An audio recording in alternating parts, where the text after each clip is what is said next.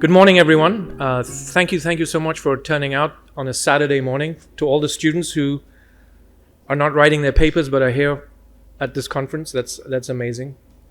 We really appreciate you all being here. I hope our guests are well rested from their travels and jet lag. I want to use this opportunity to introduce Dr. Oludamini Ogunnaike, who completed his doctoral work in African studies and the study of religion from Harvard University. Currently, he is Associate Professor of African Religious Thought and Democracy in the Department of Religious Studies at the University of Virginia, another extraordinary institution. Like our previous keynote speaker, Dr. Chinila Kojamulji, Dr. Oludamini Ogunnaike is a young scholar with an already well-established track record of excellence in thought and publication. So we're extremely delighted to have you here today. Through meditations on philosophy, art, and spirituality in both the Western and North African context, and it must be said, right, that even within the sphere of post-colonial and the anti-Orientalist repertoire, Africa still struggles for inclusion and visibility. So in other words, they're twice colonized in that sense. There's a double Orientalism at work. Dr. Ogunnaike's work proceeds with a genuinely keen eye for the decolonization of knowledges and practice. His first book in 2020, Deep Knowledge, Ways of Knowing in Sufism and Ifa, won the Association for the Study of Worldwide African Dialects, that's the acronym, right? It won the Outstanding First Book Prize in that, in AWSD. His more recent work, Poetry in Praise of Prophetic Perfection, has also earned numerous accolades. Anyway, without further ado, I'm sure his talk, Against the Dying of the Light, will certainly speak for itself. Thank you. Assalamu alaikum, everyone. Thank you so much for joining me on a Saturday morning. I know there are a lot of other things you could be doing, including sleeping. I wanted to begin by thanking Habib University and the organizers, particularly Professor Nakvi. What you have here in Habib and what you have here, particularly in Professor Nakvi, is something very unique. What I'm going to be speaking about today is how do we solve this problem, this challenge that was thrown down in the introduction. How do we heal the ruptures of coloniality? No one has figured this out yet. No one. If Habib and the project that you're doing here can even make a few steps towards figuring this out, this will be a tremendous, tremendous gift and achievement, not just for people here in Pakistan, but for people all over the world, both in the West, in the global North, and in the South. Now, there was a wonderful question at our last session. Why is it that so many educated people seem to lack these ethics? And we're seeing this as we saw the complete breakdown of the ethics of the international global order of international law. Why is it that people who have the most education seem to have the least ethics? And this is what I'm going to try to get into in this talk. Education is not neutral. Education is always an initiation into a particular mode of being, a particular ethical formation. And if that ethical formation is screwed up, to use it mildly, then the further along you are in that process of initiation, the more messed up things will be. So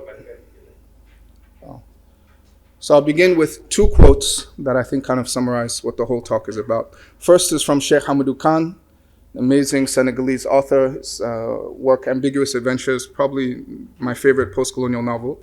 He writes, learning children would also forget. Would what they learn be worth as much as what they forget? I should like to ask you, can one learn this without forgetting that? And is what one learns worth what he forgets? Now, this other talk was given by Waziri Junaidu, one of the greatest Islamic scholars in Nigerian history, at the opening commencement of Ahmadu Bello University in Nigeria, major university in Nigeria. Now, he said, your university, imagine, like all others in Nigeria, is a cultural transplant whose roots lie in another tradition. It's little wonder that our so-called modern elite find it easy to violate the very laws and principles which they themselves create.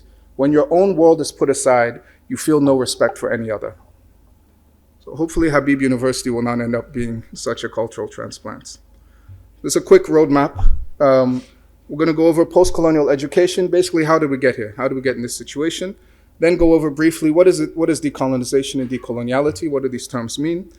Briefly discuss traditional Islamic education, its goals and methods, modern colonial education as well. If I have time, I'll give you maybe one or two examples from West Africa and the diaspora, and then conclude. So, in the Muslim world, a major part of the colonial crisis was the really collision and almost attempted epistemicide of traditional Islamic education. Most places in the Muslim world, everyone received something of a traditional Islamic education, whether it was through Quran schools, poems passed down, sayings, adab, things people learned at shrines, guilds, all of these different institutions that brought together almost everybody in the society. Then with colonialism, we had modern colonial education making inroads. And this, in many places, nearly wiped out traditional Islamic education. And this produced a massive and profound schism in Muslim social and intellectual life. Right, so we have people who are Western educated, people who have formal education, and then people who don't. So this produced this massive social gap as well as a massive kind of intellectual, almost schizophrenia. This is very similar to what African-American sociologist, philosopher W.B. Du Bois called double consciousness. That is, you have a consciousness of yourself as self, and then a consciousness of yourself as other. So he said it's a peculiar sensation, this double consciousness. One ever feels his two-ness, an American, a Negro, two souls, two thoughts, two unreconciled strivings, two warring ideals in one dark body, whose dogged strength alone keeps it from being torn asunder. Now, the mission of decolonization or decoloniality is to undo this rupture, is to undo this two-ness, is to resolve this tension.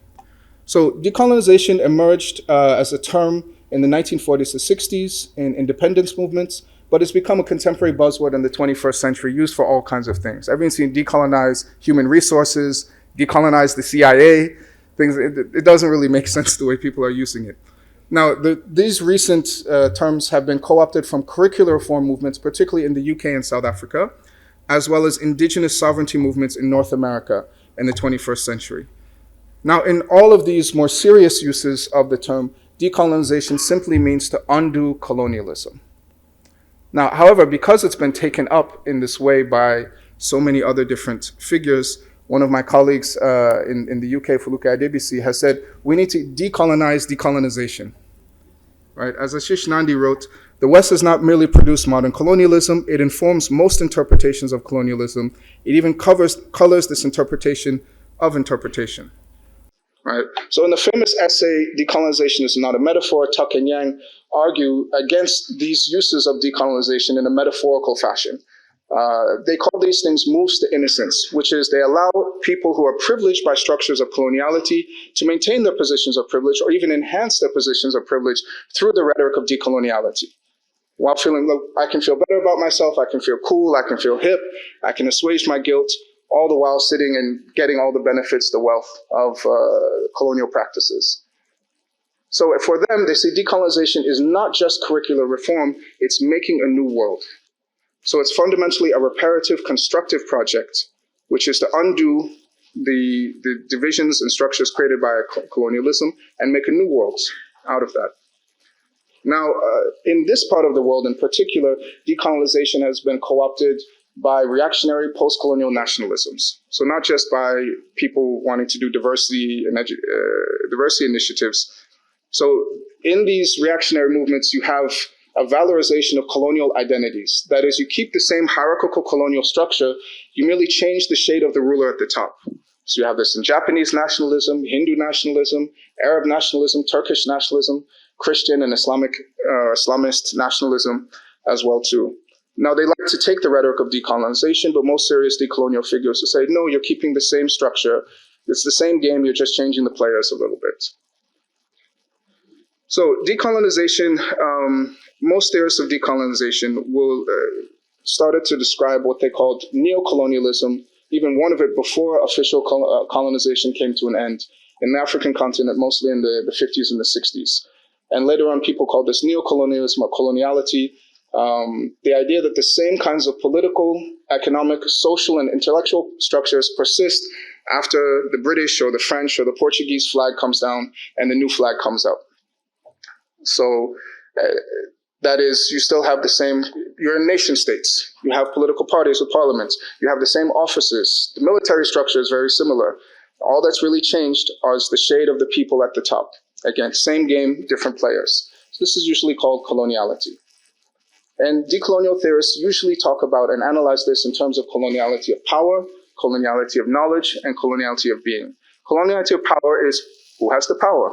Who can shape the landscape of options? Who is above the law, as we saw? Who can decide who lives and who dies? Coloniality of knowledge. Who is the thinkers and who's the thought about? Who is in the canon? Who is in the curriculum? Whose concepts do you use when you're trying to explain something and understand something? And then who are the ones who are studied? Who are the theories and who's the data? And it's a clear division here. And then finally, coloniality of being, which is really the experience. Do you experience yourself as being at the center of the world or at the periphery? Frantz Fanon's Black Skin, White Mass is a tremendous work, kind of foundational work in this regard. Do you perceive through which categories, through which tropes, through which myths do you live and experience your world? And again, these are structured according to these very stark colonial divisions. Now, Fanon in Black Skin, White Masks and his Wretched of the Earth describe colonialism as creating a Manichaean dichotomy between colonial citizens and colonized subjects, between the governors and the governed, between the thinkers and the thought about. Today we talked about the developed and the developing, between the human and the subhuman, and ultimately between the alive and the dead, as we're seeing playing out in Gaza. The people who are on the other side are in what's called the zone of non-being. Their being is not considered actual being. Their experiences are not considered actual human experiences. Now, Fanon points out that these two categories are mutually co-constructing. So when he writes Europe is literally the creation of the third world, he means that not only materially, such as the crown jewels and all of the raw materials for the Industrial Revolution and things like that came from that, but no, the idea of Europe, the idea of the developed world. In order to be developed, you need to have other people that are developing, that are below you. In order to be boss, you need to have somebody who works for you. In order to be master, you need to have a slave. Right? So in the American context, Malcolm X said, when a white person says he's white, he's not talking about his skin color. It means he's boss. It's a power relationship. Right? And so this applies across all of these categories of power, of knowledge, and being. And we see this in things like clothing. Right? Western clothing is just clothing. Everything else is ethnic clothing. The only people you'll see at the UN in anything other than suit and ties, maybe some South Asians, Nigerians, and Khalijis. You see this in modes of governance. Western modes of governance are considered just governance. Anything else is informal, is tribal, is something else. In education, Western education is just education. Everything else is informal, religious, something else. Philosophy, that's one of the worst. But it's important to notice that theorists today say we're in a situation characterized by liquid coloniality, meaning that the West is not limited to a particular geographic region. We have these dynamics of governor, governed, thinkers thought about all over the world today. You'll find people all over the world, here in Pakistan, in the UK, in Indonesia, with very much the same kind of formation. Right? They go to Oxford, they go to British boarding schools, other things like that. So it's not strictly geographic. The elite across the world have very similar formations and very similar relationships with the people beneath them. So generally, you have this cycle in which the West, or the colonizer, or the people on top, the elites, apply institutions, force, theories, and methods from their own context upon the rest. And the rest serve as data, as people, as work, labor, and resources to help construct the West. One of the ways in which this is rather abstract, one of the ways you can most clearly see this is in the issue of climate change and vulnerability to climate change. Right, so the places and the people who contribute the very least to climate change, the people whose carbon emissions are the lowest, whose climate footprint is the lightest, are the people who suffer the most from the results of climate change. So a good colleague of mine summarized this very nicely. So he said, in a world created by corporations such as the Dutch East India Company and colonial sponsors such as the Imperial Dutch, everything, including the planet, is considered a resource to be exchanged or exploited, and progress and rationality are measured in impersonal dollars and cents. Profit and security are reserved for those at the top of the world's hierarchies, and this profit and security are achieved by shifting the risks and the burdens towards those at the bottom. Some people get a storm surge barrier, which is a specialty of Dutch multinationals, and exquisitely climate-controlled interiors, while others watch their villages be swallowed by the sea. This is coloniality. This is what decoloniality is trying to undo. So what's the role of education in all of this? Education in a post-colonial context. So education, as I said, I argue is an initiation into a particular mode of being human. And thus different traditions of education will have different conceptions of knowledge, different goals of education. Or you can think of it, your different metaphysics, your different ideas or understandings of what's real, your different anthropology, your different understandings of what a human being is and is capable of will lead to different epistemologies, different theories of knowledge, which then applied lead to different pedagogies. Now what's happened in the post-colonial situation is we've had the elevation of a particular to a universal. So we have this 19th century invention of the idea of Western civilization, right? And its tautological equation with just civilization as such. You have the overrepresentation of Western education, philosophy, governance, etc. as universal, and any divergence from that is understood as a lack. And that lack is dealt with through homogenizing force, whether military, economic, or whatever, in order to make that particular actually a universal. And you can see this in the Muslim world, the shift going from one tradition to another, in which Islam, here kind of with a star on it, serves as an overarching framework in which many different subjects and disciplines are studied, into one in which Islam becomes an object of study, becomes a discipline alongside, something you study alongside mathematics, things like, rather than being the overall framework. The whole framework shifts. This is why I think I've yet to see a university that I think has properly decolonized in this way. Now, if we look at traditional Islamic education, it has a number of different goals theorized in different places. So the Islamic philosophers generally say the goal of education is sa'adat, that is felicity in this life and the next. The Sufis, speaking about spiritual education, will describe it in terms of fana and baqa, which sometimes gets equated with the philosophers talking about the sa'adat and nisti, the felicity of non-existence. It's in the classical definition of philosophy. It's often invoked in discussions of education and the goal of education, that is the perfection of the human soul through knowledge, the cultivation of wisdom. You also find a lot of talk in educational treatises about tahdhib, that is the refinement of language, of sentiments, of thoughts, of character, even of spirit. This is what the goal of education is. Education is often described as tarbiyah, a kind of training, either spiritual or kind of in crafts or both at the same time, and cultivation of skills. Also is often described as vivifying, bringing to life, embodying the sunnah, and famously in the kind of motto of the conference, takhalluqu bi akhlaq Allah, taking on the character traits of God, the divine. Now in a lot of the West African context is the one that I know best. This gets taken very seriously and gets taken in some surprising directions.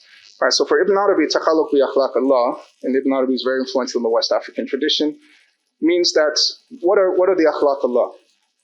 Divine names, yes, but he says what God's particular characteristic is non-delimitation. God is non-delimited. So to become like God is to become non-delimited, to have all-pervading vision, to basically kind of see everything, in a certain sense, be everything. So it's a kind of non-delimited nature. The definition of the human being is that which cannot be defined. If God is beyond delimitation and we are made in God's image, then we, taking on the character traits of God, means we're those things in creation that cannot be defined. We're limitless in a certain sense. You see this in a lot of famous poem by Amir al-Mu'mineen Ali ibn Abi Talib. Your remedy is within you, but you don't see it. Your malady is from you, but you don't sense it. You claim that you're a small body, but within you is enfolded the largest world. More explicitly, contemporary Sufi masters from Senegal, West Africa, Sheikh Ramya said, there's some who say man is a small world, but in reality he's the large world, the macrocosm, since all the worlds are contained in him. Shaykh Ahmed Tijani, the founder of the biggest Sufi order on the African continent, basically explains the same thing. The Arif, the knower, the kind of highest stage of educational attainment, you could say, in the Sufi tradition, contains all the angels, all the existent beings, everything from the heavenly throne to the earthly canopy. He sees all of them in himself, each one individually. If he wanted, he could ascend to the unseen. Such perfection doesn't belong to any creature except the Adamic being, the human being. From such encompassment, God established complete and general stewardship, khilafah, of humanity. So this is the goal of education, is to be like this, to be a proper khalifa, containing everything within you. Ibn Attallah Iskandari says the cosmos is large in respect to your body, but not in respect to your soul. Your soul actually envelops the whole cosmos. And in Surah Yasin, Sufis often like to translate this, everything we've recounted or summarized in a clear imam. Education is trying to become as close to that ideal as possible. That's the goal. Now, with this kind of very lofty, transcendent goal of conforming to a non-delimited truth, there's some interesting consequences of this. So one, as pointed out in Thomas Bauer's great book, Culture of Ambiguity, is if you start with this idea of this transcendent, non-delimited truth, it can't be encompassed by any single perspective or position. And hence you have a very high tolerance for and even celebration of ambiguity. And you see this in Quranic interpretation, you see this in hadith studies, you see this in legal scholarship, you especially see it in literature, which just dwells and celebrates ambiguity of all kinds. You see it, as we discussed yesterday, these plural epistemic approaches to things, or as Professor Rizvi described it, you end up with an educational, intellectual tradition that's universal, but not universalist. You can see this in the famous saying of Suyuti, the difference of opinion among the scholars is a mercy for the community. This is very much in contrast to modern educational systems, as we see, which I argue tend to be much more universalist, much less pluralistic, and have much less tolerance for ambiguity and pluralism. Now, another important feature of classical Islamic education is this different conception of knowledge. Knowledge is not information in books. Right? So as William Graham writes in his excellent article on the subject, in classical Islamic epistemology, pedagogy, truth doesn't reside in documents, however authentic, ancient, or well-preserved, but in authentic human beings and their personal connections with one another. Right? This is why, if you've studied classically, people will ask you, who did you study with? What's your chain of initiation? What's your chain of transmission? That's the most important thing. Ash-Shatibi, in the 14th century Maliki scholar, said knowledge was in the chests of men, then it was transferred to books with its hands in the keys of men. Right, so the idea is that very rarely do you just pick up a book and study something and learn something. You study it with someone, and that person studied it with someone who studied it with someone, and that chain of transmission is deeply important. Well, because what you get is not just the information in the book, what you get is the embodiment of it. What does this knowledge look like when it's lived? Amadou Hampate Ba, 20th century Tijani Sufi in Mali, wrote, he said, writing is one thing and knowledge is another. Writing is the photographing of knowledge, but it's not knowledge itself. Knowledge is a light which is within man. It's the heritage of all the ancestors knew and have transmitted to us as seed, just as the mature baobab is contained in the seed. And because of this existential dimension of it, this lived dimension, ethics is of the utmost importance in this tradition, epistemic, in all disciplines, virtually. So Imam Shafi'i has a famous poem. He said, I complained to Waqi, my teacher, of the weakness of my memory, and he advised me to leave aside disobedience. He told me that knowledge is a light, and God does not give light to the disobedient. So Imam Shafi'i, just learning fiqh and memorizing things, for him, his ethics, obeying or not obeying, was epistemically relevant. This is very different from modern epistemologies and pedagogies. You can be the world's greatest mathematician and a jerk.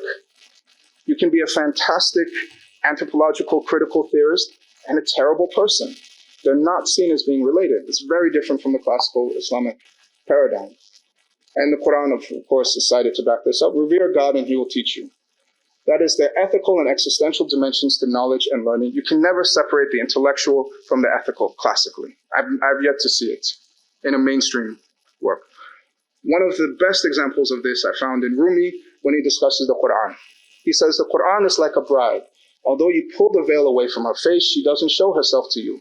If you investigate the Quran but you don't receive any joy or unveiling, it's because your pulling at the veil has caused you to be rejected. The Quran has deceived you and shown itself as ugly. It says, I'm not that beautiful bride. It's able to show itself in any form it desires. But if you stop pulling at its veil and seek its good pleasure, if you water its fields, serve it from afar, and strive in what pleases it, then it will show you its face without any need for you to draw aside its veil. Right? This is not the way chemistry textbooks work.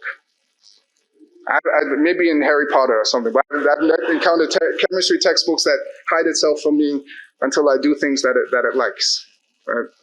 Now, Foucault actually has cited a very similar insight. He said, if we define spirituality as being the form of practices which postulate that such as he is, the subject is not capable of the truth, but that such as it is, the truth can configure and save the subject, thus making him capable of knowing the truth. Then we can say that the modern age of relations between the subject and the truth begins when it's postulated that such as he is, the subject is capable of the truth, but such as it is, the truth cannot save the subject. This is the way modern education works, this second half. Right? Anybody just coming from it, if you have a proper functioning mind, brain, you can understand anything. But what you understand will not save or transform you. So how did we get to this view of modern education? It's a very long story. I'm going to try to do it very quickly. There's this thing in ancient philosophy, very widespread, called the Great Chain of Being, which everything is kind of ranked in a big hierarchy with God or the One at the top. And the basic principle is that the more like you are the thing at the top, the ideal at the top, the higher you are there. So like, I don't know, animals are higher than stones. Saints are better than sinners. Even amongst animals, like lions are better than cockroaches, based on the similarity to the ideal at the top.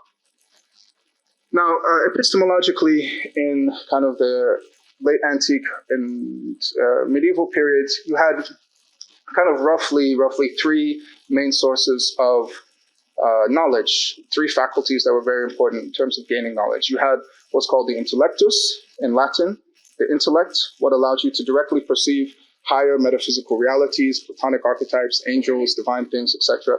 You had ratio, which is reason, like A then B, B then C, therefore A then C, logical things. And then sensus, your senses, basically. You have this in Neoplatonic Greek texts as well, too. Now, what's interesting is in the late Middle Ages, you get a collapsing of intellectus into ratio, of this metaphysical kind of spiritual faculty into reason. And even in the Enlightenment, when they start translating Greek texts, they actually translate nous as just reason. They just kind of collapse these two categories into one, reflecting these epistemological shifts. Now, what's interesting, I argue, that happens is when you do this, the top of the great chain of being falls off, right? Because you're no longer directly perceiving God, angels, metaphysical realities, things like that. And so when the top falls off, who's left on top? Man, particular. But it's a particular kind of man. Now we go from a transcendent ideal to an immanent ideal. Right? And before, what marked man as being very high on the great chain of being, the imago Dei, was the intellect. Now, as the intellect is reduced to reason, what marks man as belonging on the top of the chain of being is reason. So essentially what you get is you get rid of this hierarchy of angelic realms and angelic hierarchies, and you get now a racial hierarchy, of particular what later became white, Western European rational man above all these other races. So you move from a transcendent universal to an immanent particular ideal. And some of the Enlightenment figures were actually very explicit about this. Hegel said, Europe is the land of the elevation of the particular to the universal. So now man becomes the measure of all things, but not humanity as such, Western European rational man. It actually has very interesting implications for gender as well, too. Thomas Lacour has gone into this. Now, with Kant and Hegel, they temporalize the great chain of being and make it about becoming, not just about being. And so you have the past non-Europeans, especially Africans and Native Americans, we get put on the back of the bus of progress. And future rational Western European men, that becomes the future. That becomes the ideal.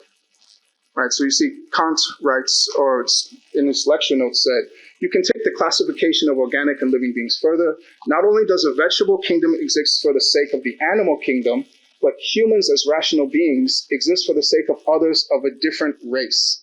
The latter stand at a higher level of humanity, either simultaneously, as in the Americans, Native Americans and Europeans, or sequentially. Our Earth globe, having once been dissolved into chaos, is now being organized and regenerating.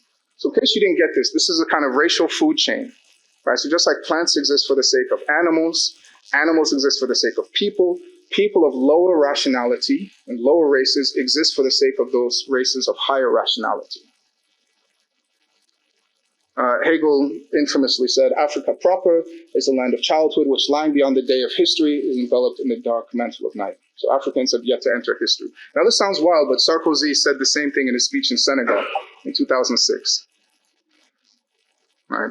So we have this temporalized great chain of being. And this is where our modern idea of progress comes from. Right? Oh, I can't believe this is still happening. It's 2023. But if anyone's familiar with Islamic temporalities, it's like, yeah, everything gets worse and worse every generation. Maybe you got little things of renewal, but, or even the Hindu idea of yugas or Native American ideas, it's like, yeah, the world falls apart. But somehow, due to this kind of racial deformation, mutation of the great chain of being, we expect everything to get better progressively.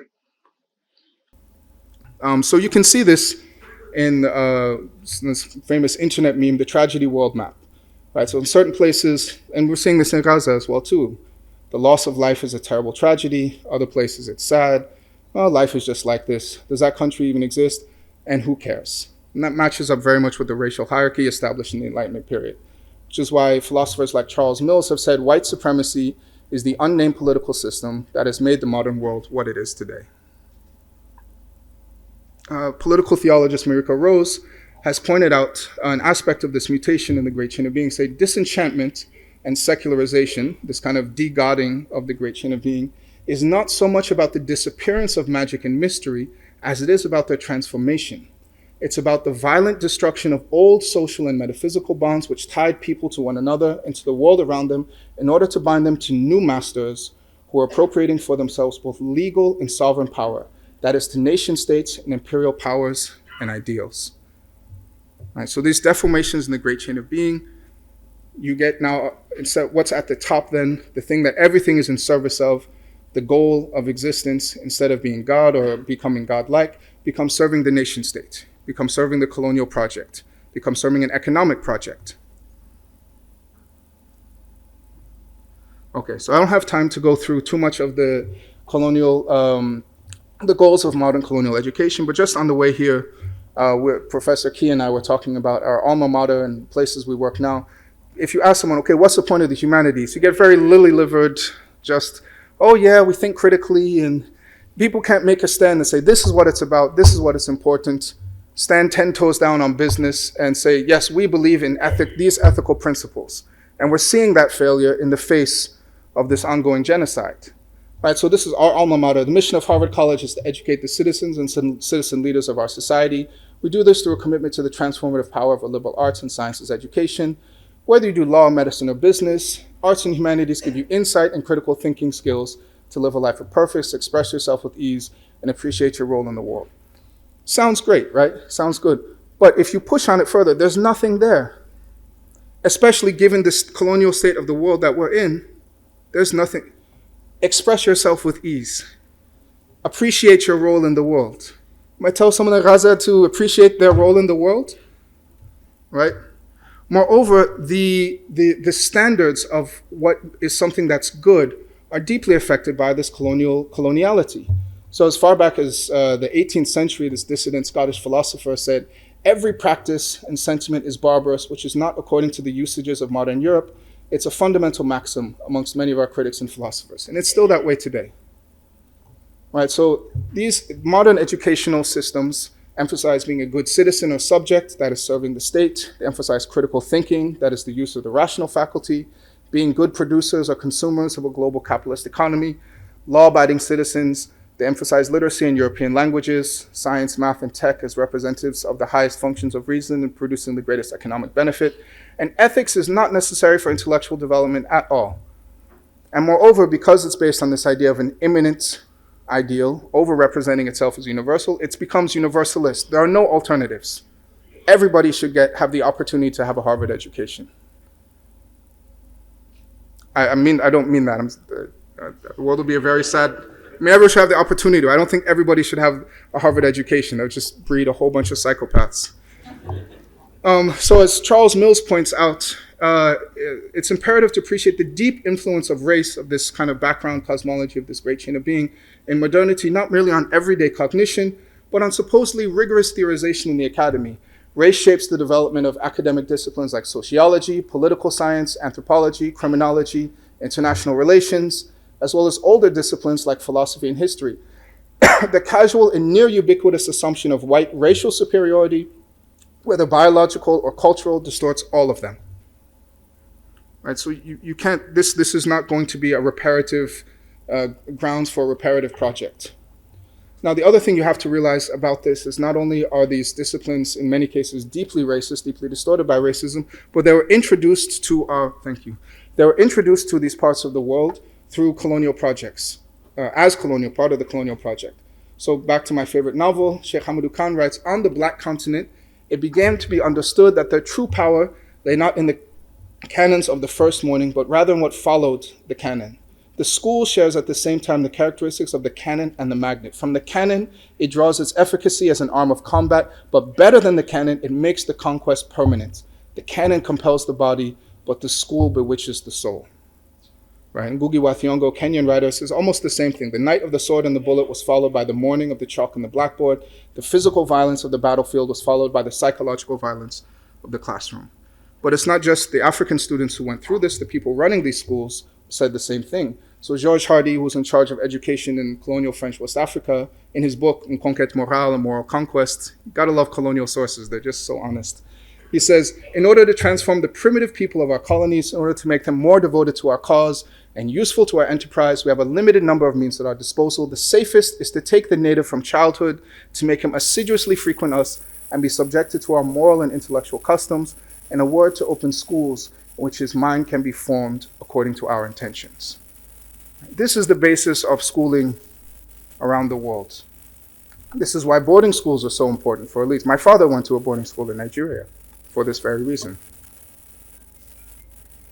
Ananda Kumaraswamy famously said, of the most remarkable features of British rule in India, this is Greater India, has been the fact that the greatest injuries done to the people have taken the form of outward blessings. Education is a striking example. No more crushing blows have ever been struck at the roots of Indian civilization and with the best intentions in the name of education. And when we set out to educate the South Sea Islanders, it's generally in order to make them more useful to ourselves. This was the beginning of English education in India, or to convert them to our way of thinking.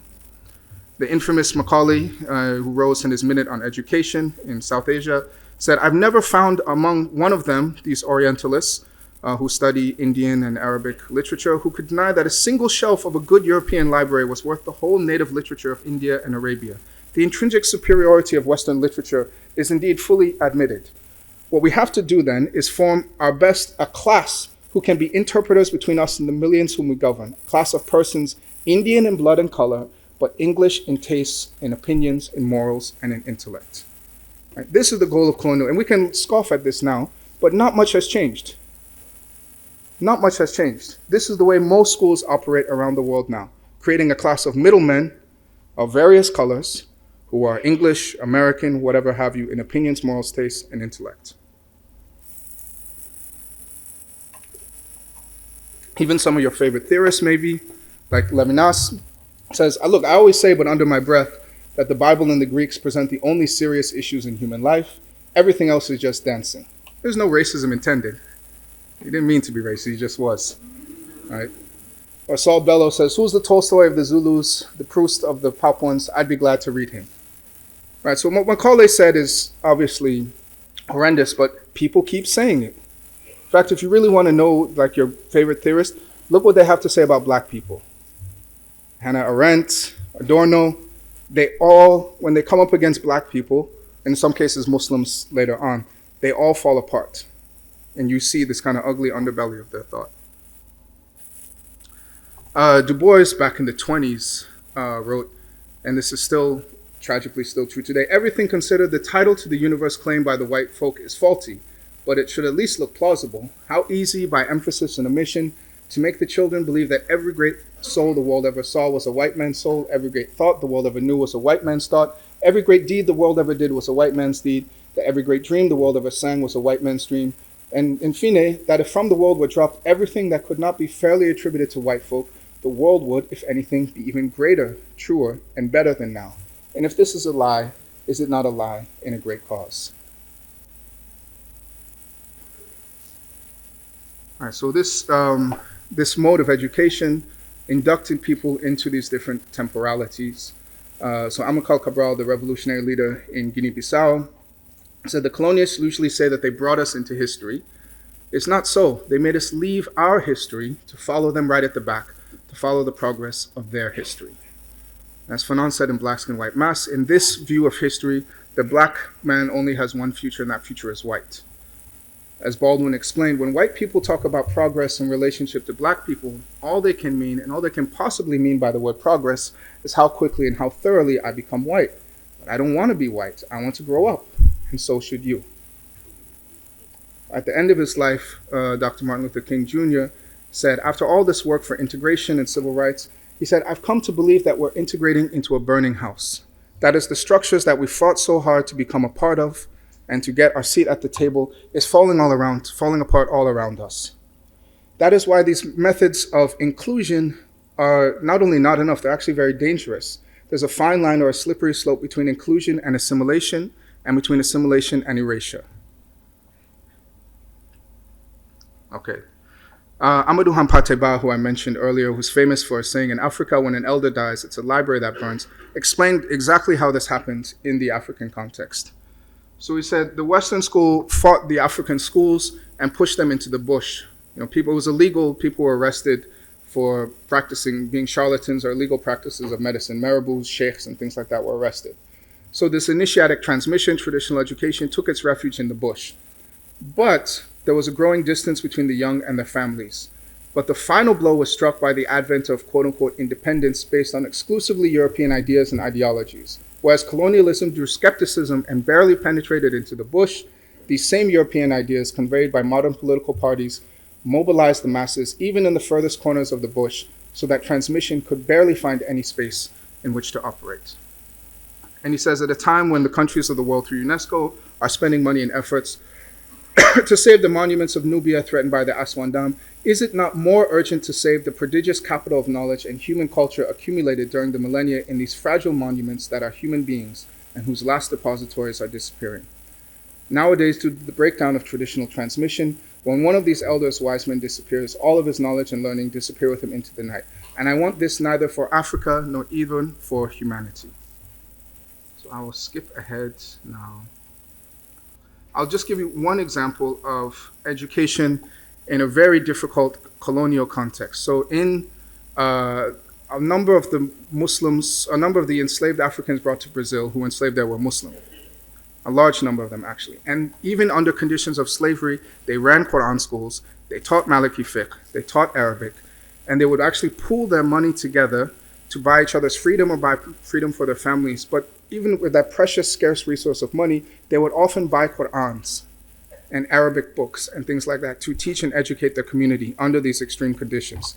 And in what's one of the only, maybe there are other, but it's the only one I really know of, cases of mass class suicide, free Africans joined with enslaved Africans in a massive uprising called the Malay Revolt, led by Nigerian Muslims, who led a massive revolt to end slavery in Salvador and Brazil and free their leader who had been imprisoned. They ultimately were rounded up and several of them were killed, many were imprisoned, many were actually sent back to West Africa, but it's really a remarkable history. And this community in Brazil maintained Islamic practice up until the 1940s under the most difficult conditions imaginable. So if they could do it, we can do it. I'll skip these ones. All right, I'll skip this and then we'll just go to the conclusion. Okay, so whether the university in this context, is what we learn worth what we forget? And can we learn this without forgetting that? I don't think we've yet answered these questions, but this is what I think Habib is trying to do and why I'm so excited to be here speaking to you. Our current post-colonial situation is that all of us are imprisoned in exploitative political, economic systems and ways of life on either side of the divide, whether we're privileged or not privileged. I don't want to be polluting the planet and destroying the earth, but I don't want my tax money to go to bombing people in Gaza, but that's my life.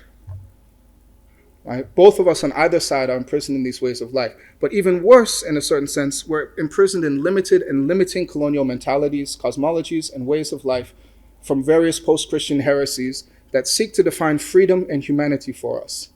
In the words of Bob Marley, they build a world of great confusion to force on us the devil's illusion. So one of the most pernicious features of this, again, is this epistemological and cosmological imprisonment in a purely corporeal world, and the possibility of escape to or integration with the infinite and eternal. This dictates the terms of the revolt against coloniality, as well as the definition of humanity. Ibn Arabi's definition of humanity, as that precisely which cannot be defined, is not one that's accepted. Right, with a few exceptions, decoloniality, at least as it's practiced and theorized in the academy, has yet to move beyond the Europhone Academy. It's a profound failure to recognize and appreciate other liberatory efforts grounded in different cosmologies. Right, so Chittick has a great, William Chittick, an Ibn Arabi scholar. I won't have time to go all of this, but he says, look, Ibn Arabi's idea of what it is to be a human being, it means to be beyond definition, runs almost completely contrary to what the modern sciences and modern education does. Science, technology, and other branches of modern learning are grounded in an ignorance or a different conception of human nature. Modern forms of knowledge define it in ever more narrowly focused disciplines: biology, neuropsychology, genetics. Modern intellectual currents, the media, popular culture, make people comfortable with the false notion that they belong to fixed stations. Once people lose sight of the non-delimitation of the true human state, they lose the possibility of thinking about perfection, much less achieving it, which again, traditionally is the goal of education. Modern knowledge can tell us who we are not. It can never tell us who we are. Only a perspective rooted in the station of no station, this idea of human perfection, can show us the way to the central point. So the importance and parallels of decolonizing the university. So the peril is we have to, this is another phrase from Ambiguous Adventure, build houses in which we can, quote unquote, save God, that is, save human beings, save this conception of reality. But God, these ideals cannot be contained in houses. The danger is in mistaking the house or the institution for the ideal itself. That is falling into the same kind of thing we see with these reactionary nationalisms of letting another imminent, limited, false ideal overrepresent itself as universal, and then deal with difference through homogenizing violence of hegemony to maintain this fiction of universality. So we've seen this in all of the Islamist projects as well too. Right? So this is the goal, the Islamic State, and then anything that leads to that is halal and justified and valid, and anyone or any group that differs from this ideal thing has to be eliminated, has to be taken out of history. So that's the peril. The importance is we have to repair the fractures of colonialism. We can't lose the precious resources of wisdom, the ways of being human beyond the colonizer-colonized binary. It's important not just for formerly colonized people, but for everyone. Our current social, economic, environmental, and intellectual models are all falling apart around us. It's a burning house, and we need these resources. The challenge is acute, and it's profound. So as the way I say it, we have roughly 3 tasks. We have to continue to cultivate and develop the Islamic spiritual traditions. And I mean that very, very, very really. In the university, outside the university, this has to happen. There's no way of doing this in a place like Pakistan without doing this. By this, I don't mean just studying and learning about Islamic philosophy. I mean training Islamic philosophers. I don't just mean learning about Sufism. I mean training Sufis. Not just learning about Urdu, Sindhi, Saraiki literature. I mean training Sindhi poets. We have to continue to cultivate and develop these traditions. If we don't, they're going to die out, and the whole world and all of humanity is going to be so much poorer for it. But we also have to learn the Western humanities and the sciences. We have to engage with them. That's built the world that we're in. We can't get through it by being ignorant of them. It's a fard kifaya. Not everybody has to do it, but some people have to do it. And then finally, we need to learn from and engage with other traditions as well too, African, Chinese, Dharmic, indigenous from around the world, etc. One of the things that made Islamic intellectual culture great was its openness and its engagement with stuff from everywhere. We need to revive that. We can't go back to the past, but we can't go forward and try to catch up with the West, right? That way lies the hellish burning house. We have to do something new and fresh, something original. By original, I mean something that goes back to the origin, something that comes from the origin, and adapt these principles to our own context. I won't get into the khalqun shadid. My students also often ask me, because I'm so big on Sufi metaphysics, like, are you trying to tell us to just get out of the matrix or make a better matrix? Right? And my response to them is the only way to make a better matrix is to get out. I have some people who get out. But the only way to get out is to try to make it better. right? These forms of Sufi enlightenment, access to higher modes of consciousness and being, are only possible through ethical cultivation. No other way. In fact, many of the stories of Sufi saints, they achieve their fath while like taking care of dogs or feeding the poor, things like that. So it's a false dichotomy. And I'll close. As things might seem hopeless. Things might seem like, oh, we're all hopelessly modern. We're all hopelessly Gora. We're all hopelessly Oyinbo. The forces are so hegemonic. What can we do? I return to this verse from Hafez. Az kiran tabe kiran, lashkar zum ast vali, as azal tabe abad, forsat dervishan ast. From shore to shore is the army of oppression. But from time with no beginning to no end is the time of the dervishes. Thank you for having me, and thank you, Habib University, for training dervishes.